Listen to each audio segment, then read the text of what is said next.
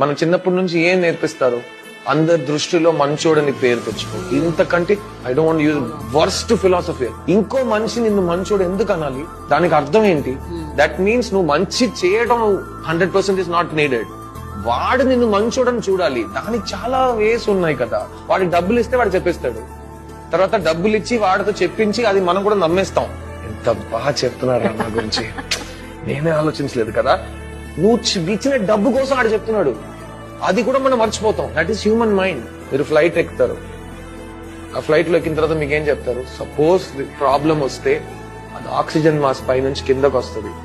First మీరు వేసుకోండి, తర్వాత మీ పక్కన కూర్చున్న వాడిని సపోర్ట్ చేయండి. అది చిన్నపిల్లైనా ఫస్ట్ మీరు వేసుకోండి. ఎందుకంటే మీకు ఆక్సిజన్ లేదంటే మీరు ఉండరు, మీరు వేరే వాళ్ళని హెల్ప్ చేయలేరు. అదే లైఫ్ కూడా. ఫస్ట్ మిమ్మల్ని సంతోషంగా మీరు చూసుకోండి. మీరు సంతోషంగా ఉంటే మీరు వేరే వాళ్ళని సంతోషంగా చూసుకోగలరు.